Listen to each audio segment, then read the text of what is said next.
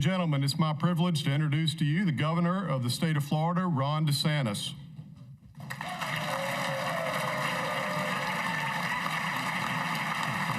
I need to introduce you. I'm good. As long as my speech is here. And also joining us in the East Gallery is Casey DeSantis.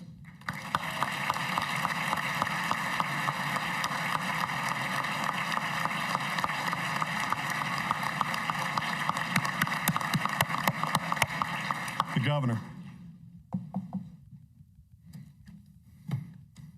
Well, thank you, Mr. President. My fellow citizens, 7 years ago, I stood on the steps of the old Capitol building to articulate a new vision, launch a bold agenda, and make a promise to produce big results. Today, I stand here in this chamber to report that together, we have made good on that agenda. We have been faithful to that vision. We have delivered big results, and we have set the standard for the rest of the country to follow. We are the free state of Florida.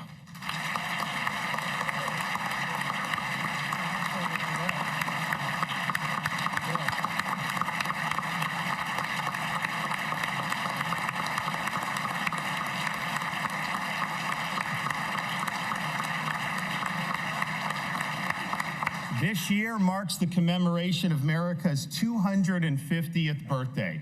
As we reflect on that transformational revolution, we can proudly claim that it is our free state of Florida that best represents that enduring spirit of 1776. Of all the 50 states, it is our Sunshine State that best fulfills the Founding Fathers' vision of a Republican government that protects freedom, promotes opportunity, and provides an open field and fair chance for people to make the most of their God-given ability.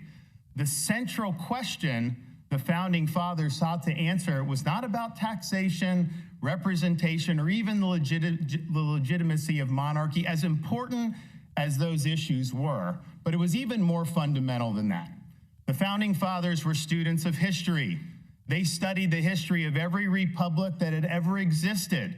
They recognized the common thread that united the experience of each and every one of those prior republics, and it was simply this: every one of them had failed. The founders believe, in the words of Alexander Hamilton, that it fell to the United States of America to determine whether societies of men are really capable or not of establishing good government from reflection and choice, or whether they're forever destined to depend on their political constitutions on accident and force. These were big questions. Could people actually govern themselves? Could a nation based on natural, God-given rights long endure? Could government power be successfully limited by the rule of law and a written constitution? Or was mankind destined to live under various forms of despotism? The United States was founded to be that last best hope on earth, to be the country that would, once and for all, answer those questions. Now, the founders also knew that the ideals articulated in the Declaration of Independence and the framework of government contained in the Constitution were necessary, but not sufficient conditions to ensure the success of the American experiment. In fact, a decade after the call for independence was made, Benjamin Franklin walked out of the Constitutional Convention. Having worked in Philadelphia to craft a proposed constitution, he was approached on the street because they had been meeting in secret. And he was asked, "Dr. Franklin, have you given us a republic or a monarchy?" His response was, "A republic if you can keep it." The best Declaration of Independence and Constitution in the world do not run on autopilot.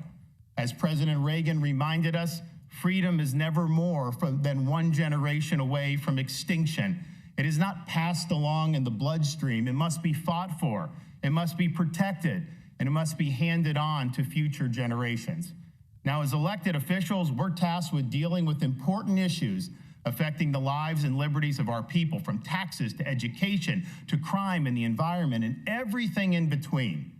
But on the most basic level, we and the people we represent, as inheritors of the American legacy of liberty, are charged with answering that original question about the capacity of we, the people, to govern ourselves.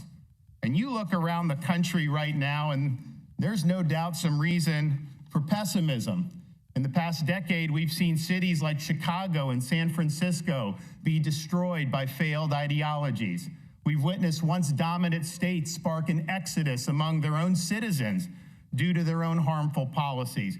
And even as we cheered the removal of a Marxist dictator in Venezuela, we saw the election of a Marxist mayor in our nation's largest city. Yet here in Florida, there is cause for optimism. We are showing that it can be done. We're proving that freedom can be preserved, that order can be maintained, that opportunity can be expanded, and that self-government can, in fact, endure. We lead with clarity, conviction, and courage. We recognize that while words can be meaningful, it is deeds that are ultimately the most powerful. Results are what matter the most. And we, more than any other state, have delivered those big results. 7 years ago, Florida had a weak rainy day fund and modest budget reserves. Today, working together, we have more than tripled our rainy day fund and more than doubled our budget reserves. In the past 7 years, we've retired almost half of all of Florida's taxpayer-supported debt that had been accumulated throughout the entire history of our state. And because the legislature has supported efforts to accelerate repayment of this debt, we've saved more than $1 billion on principal and interest costs.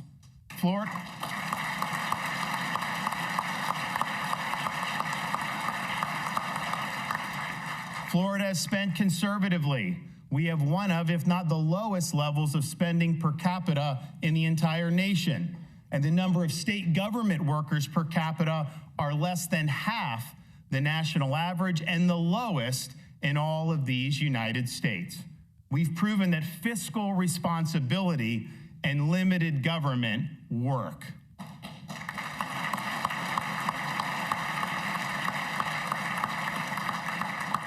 For the past 3 years, Florida's economy has been ranked #1 in the nation by CNBC.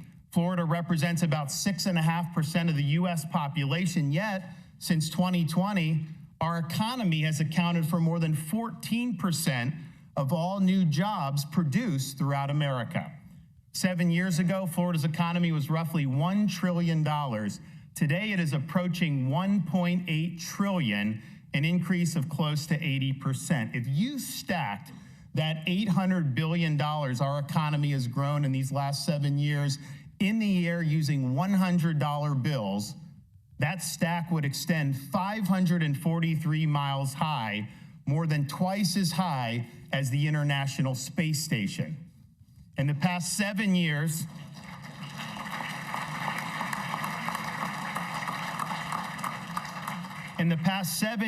Florida has attracted more income than any other state has ever attracted over a similar period of time in the entire history of the United States of America.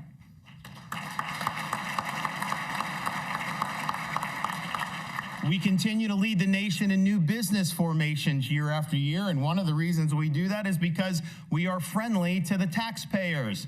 Over the past 7 years, we have delivered a record of almost $10 billion in tax relief, nearly 3 times the relief that had been enacted in the previous 8 years. We've eliminated taxes on baby items, disaster supply, and completely eliminated the tax on business rent. We've also provided rebates on tolls for our commuters and a sales tax holiday on firearms and ammunition for our Second Amendment enthusiasts. We do not and will never have an income tax in the Sunshine State.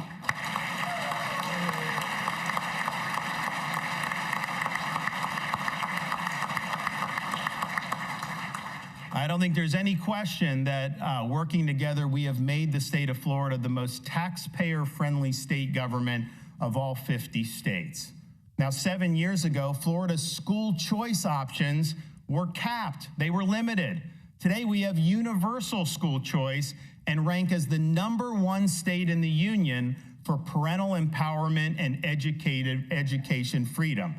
To better measure performance, we replace high-stakes testing with more reliable and consistent progress monitoring. In fact, today I can announce that the high school graduation rate for the 24-25 school year was 92.2%. That is the highest graduation rate in Florida history.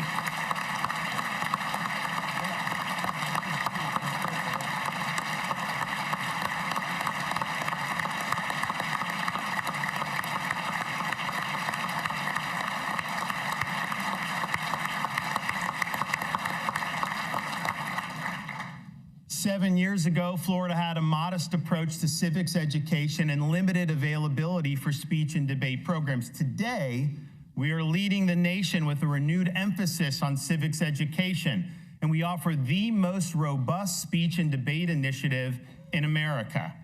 Back then, there was no state mechanism to ensure higher pay for our school teachers. We've since established a dedicated provision within the education budget solely for increasing teacher salaries. And Florida now has the highest average minimum teacher salary in the Southeast region. All told, we have provided a record of almost $6 billion towards this effort to better compensate our teachers. We also codified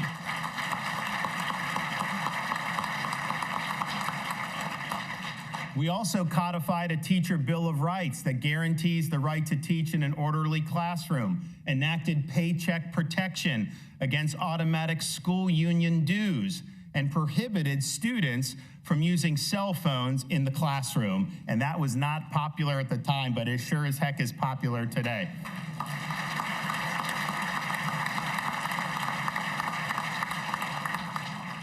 Seven years ago, many took for granted that education was held captive by the ideological fads championed by the political left. Not us. We've defeated attempts to force boys into girls' sports, to inject gender ideology into elementary schools, and to deny parents the right to direct the education and upbringing of their children. We have ensured that our schools have a duty to educate, not a right to indoctrinate.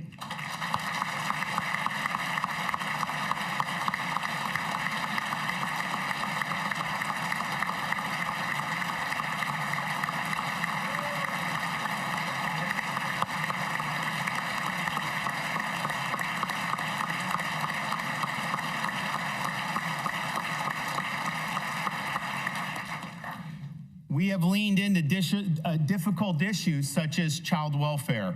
We started a faith and community initiative to lay the groundwork for a new approach that recognized government is not the solution to lifting people up. Under leadership of our First Lady, this idea was put into practice through our Hope Florida initiative that linked children and families in need with resources exterior to the government, including our churches and our charities. By leaning into our faith community, we have seen a historic 47% reduction in the number of children entering our child welfare system and seen more than 33,000 Floridians reduce their reliance on public assistance, netting a budgetary savings of almost $130 million on an annual basis. We have proven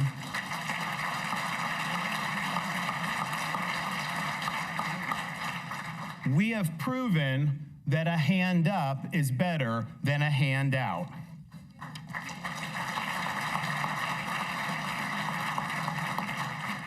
Florida has the #1 ranked public higher education system in America, and we have, by far, the lowest resident tuition in the nation. We were the first state to eliminate DEI, to spearhead accreditation reforms, and to authorize the termination of tenured professors who perform poorly. 7 years ago, our universities had no special emphasis on the traditional missions of higher education. Now, we have programs like the Adam Smith Center for Economic Freedom at Florida International University.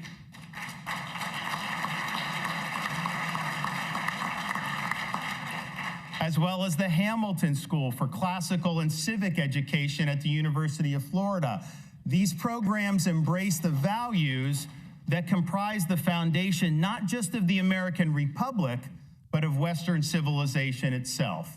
We reject the ideological fads that have diminished the value of higher education. We require our universities to be dedicated to the pursuit of truth, the honoring of merit, and the preparation of our students to be good citizens of this republic. We promised reform and we delivered the most far-reaching higher education reforms in the entire nation.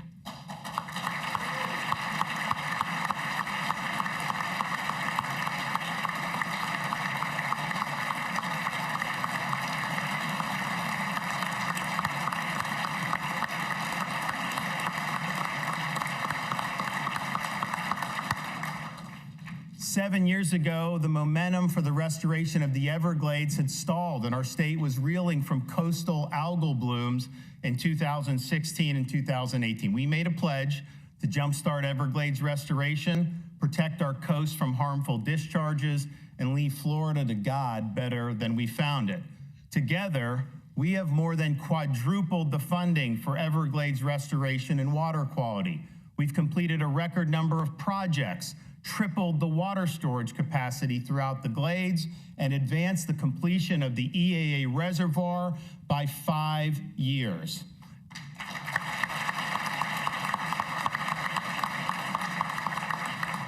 Now, as that seminal wind blows from the Okeechobee all the way up to Micanopy, water flows south to Florida Bay, where salinity levels are the healthiest in decades, and coastal communities are protected against the discharging of polluted water into the surrounding estuaries. Even the flamingos have returned inside the Glades.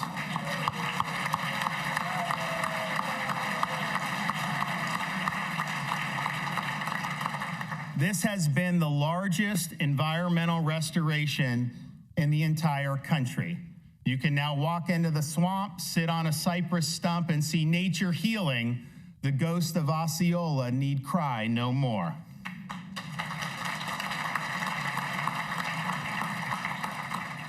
Seven years ago, we were charged with improving Florida's response to natural disasters. We enhanced coordination with local partners, facilitated more rapid power restoration, and surged needed relief to affected areas. We've now gone through 4 major hurricanes in the last 4 years, and each storm has witnessed the most robust response on record.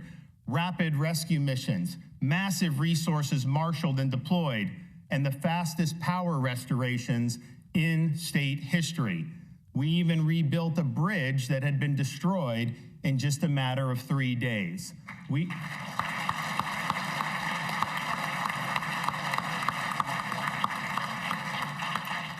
We've saved lives, and we've helped our people rebuild their lives after these life-changing events. To our first responders and emergency management personnel, I say very simply, job well done.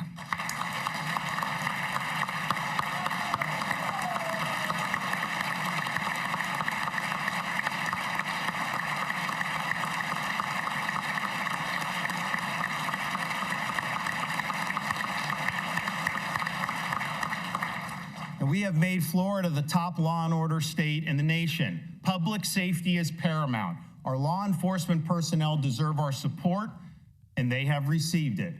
We have blocked jailbreak policies and ensured that our state and local law enforcement officers get the backing that they need. We've enacted the death penalty for pedophiles and treated the fentanyl dealers that have poisoned our people as the murderers that they are.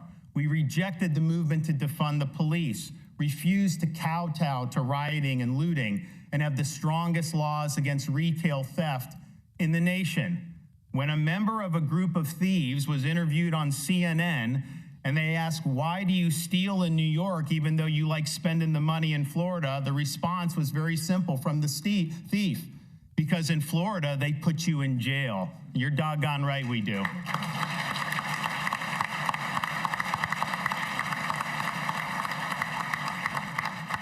Upholding the rule of law includes protecting our nation's sovereignty and enforcing laws against illegal immigration.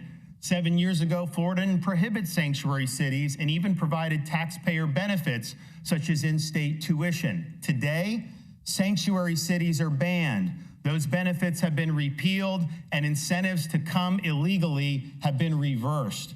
Florida is the only state in the country that requires state and local cooperation with federal interior enforcement efforts. In the past 9 months alone, Florida is responsible for the apprehension of nearly 20,000 illegal aliens that have been turned over to the Department of Homeland Security to be returned to their home countries.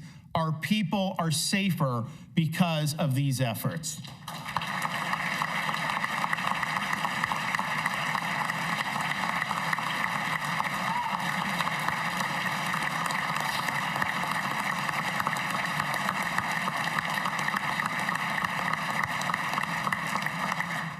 And we've accomplished so much more. Record support for congestion relief and accelerated transportation projects, the restoration and expansion of Second Amendment rights, protections for the sanctity of human life, ranked #1 for religious liberty amongst the states, unprecedented support for cancer research and funding, the largest Gulf red snapper season on record, and we're now working to expand that to the Atlantic, the most sweeping election integrity measures in the country, the kneecapping of ESG in our investments and within our electric grid, and working with President Ben Albritton, the most investment in rural Florida in history, not to mention 4 Stanley Cups, a Super Bowl, a college basketball national championship, and on Monday, God willing, we're going to have the University of Miami play for a national championship in their home stadium.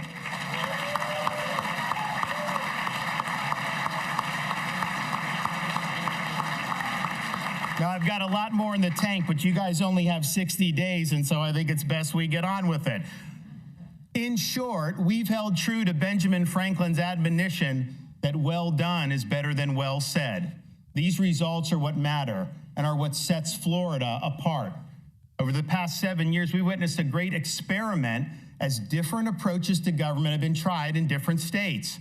States that have followed Florida's approach have seen population and business growth and have maintained healthy fiscal and budget postures. States that have pursued a different course have hemorrhaged population, income, and businesses, and many of them are in the midst of dire fiscal and budget crises. The results of this grand experiment are in. People have voted with their feet. We can confidently say that Americans prefer the warmth of Florida freedom to the frigidity of New York collectivism.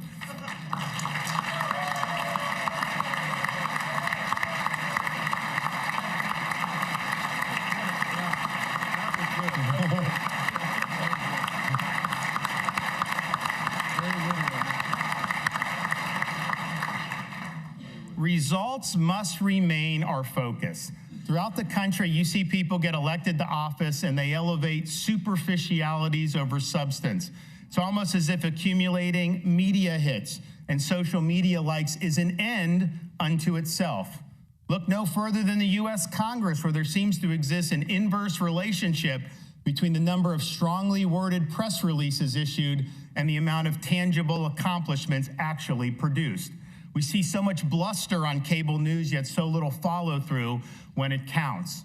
As Calvin Coolidge once said, the government cannot be run successfully by substituting the power of entertainment for the power of accomplishment. We have followed through and produced results on the promises we made to our voters, but we can't rest on our laurels. I'm reminded of Winston Churchill's response when he was chastised by the leader of the women's temperance movement in Britain. She said she admires Sir Winston for his statesmanship, but not for his drinking habits. If we added up all the brandy and whiskey and champagne you've imbibed over the years, she told them, it would fill up almost 3/4 of the ballroom that we're in right now. Churchill, kind of up in years, looked up at the ceiling and said, well, how little time left and so much more to do, and let's get on to it. Well, we have fulfilled our promises. We have more time, and we need to make the most of it. Florida might have the lowest taxes at the state level in the nation, but our citizens have been squeezed by escalating property tax assessments and millage increases at the local level. 7 years ago, local governments throughout Florida took in about $32 billion in property tax revenue. Last year, that number rose to a whopping $56 billion. We have residents that are locked into their homes because they can't afford the taxes on a new residence. Others have been priced out of the market entirely. And there are obviously other issues that affect affordability. The legislature, for example, has done very difficult but important work to enact reforms to stabilize Florida's insurance markets. And the results have been positive, as witnessed by the recent announcement of historic rate decreases for Citizens homeowners insurance and the consistent filings we're now seeing for rate reductions for both homeowners and auto insurance providers. But those markets involve a lot of factors beyond the control of state government. Taxes are solely the province of government. Tax relief is at the discretion of the people acting through our constitutional amendment process. You should be able to own your home without paying perpetual rent to the government. The legislature has the ability to place a measure on the ballot to provide transformational relief for taxpayers. Let's resolve to all work together, get something done, and let the people have a say.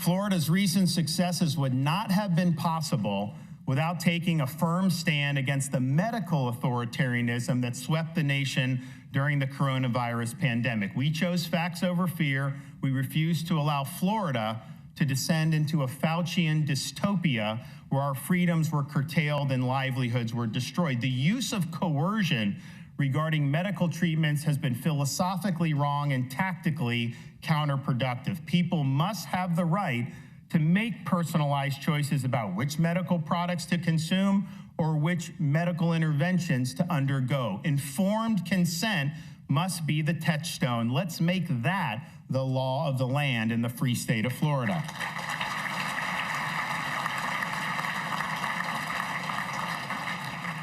Now, we're in the midst of major technological changes that will permeate our society for years to come. Artificial intelligence is touted as being the key to curing cancer and expanding America's military edge over our rivals. And perhaps this will be true. But this technology also threatens to upend key parts of our economy in ways that could leave many Americans out of work, and with consumers footing the bill for the cost of power-intensive data centers.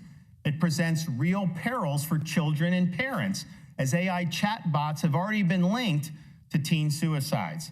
It can also further devolve our society into a focus not on substance, but on online slop.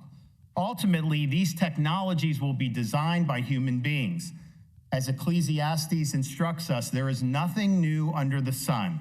The technology may change, the window dressing may be different, but human nature is what it is. An AI tool is only as good as the data that is inputted, garbage in, garbage out. Whoever controls the data inputs will have immense power to shape the reality for hundreds of millions, maybe billions of people in ways that could make the truth a foreign concept. Some have even suggested that this technology will displace human beings as the central players on Earth's stage. We have a responsibility to ensure that new technologies develop in ways that are moral and ethical, in ways that reinforce our American values, not in ways that erode them. We welcome technologies that enhance the human experience, but not those purporting to supplant it.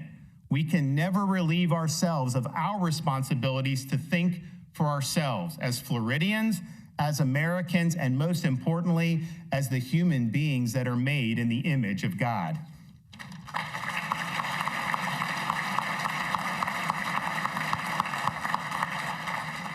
Now, there have also been many great ideas that have already been filed in the legislature as proposed bills.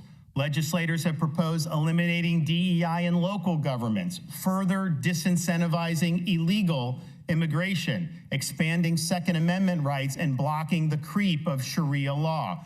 and President Albritton is continuing his efforts to bolster Florida's rural communities. My message is simple. Get the bills to my desk. In the spirit of 1776, I'm happy to put my John Hancock on those pieces of legislation.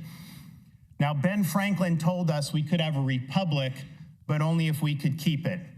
We are doing our part here in Florida to keep it, to keep what George Washington called the sacred fire of liberty alive and well, to keep government within its proper limits, to keep the safety and well-being of the public at the forefront of all we do, to keep our public fisc in a healthy and sustainable condition. We are the keepers of the flame of liberty that burned in Philadelphia in July of 1776. We will not allow the flame to go out. We will answer the call. We will go forward with courage.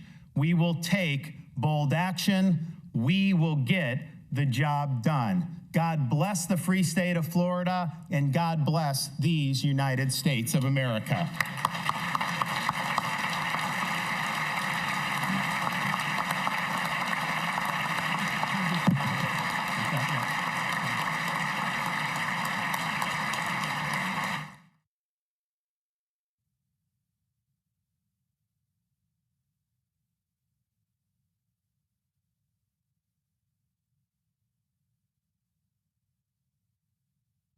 We just heard Governor DeSantis' take on how the state of Florida is doing under his watch. And as usual, the governor remains completely out of touch with reality. 8 years of his ineffective and dangerous leadership has left Florida less affordable and more corrupt. He's prioritized politics over action, ignored the affordability crisis, attacked our local governments, and appointed his friends to high-paying positions on the taxpayer's dime. He's abused his emergency powers, wasted $250 million on Alligator Alcatraz with no-bid contracts to his political donors, and oversaw the Hope Florida scandal, where millions of dollars in Medicaid funding were illegally funneled to a political campaign run by his chief of staff, a chief of staff who the governor then appointed as Attorney General. He's pushing an illegal, politically motivated redistricting effort to give Republicans an unfair advantage at the polls and take away power from the voters, a clear violation of the voter-approved Fair Districts Amendment. Governor DeSantis has consistently failed to put the needs of the people ahead of his political ambitions. Senate Democrats are putting Floridians first with our affordability agenda, because no matter what President Trump says, the affordability crisis is real, it's hurting Floridians, and it's getting worse. Over the last few years, everything has gotten more expensive, from the cost of groceries to the cost of housing. Property insurance in particular has grown to nearly double the average national cost. This affects everyone, whether you own your home or rent it. Nearly 1 million households in Florida are now struggling to afford their housing costs. And we all know we can't grow our economy if people can't afford to live here. As a first step towards relief, each member of the Senate Democratic Caucus has filed a bill addressing the property insurance crisis. These bills would provide financial assistance, cut taxes, and protect consumers. The governor and the House would prefer instead to cut property taxes, which would cripple our cities and counties. These bills are a distraction from the real affordability issues Floridians face. If you lower property taxes, people lose services, including waste collection, road improvements, fire rescue, and parks. If you lower the cost of property insurance, people get more money in their pockets.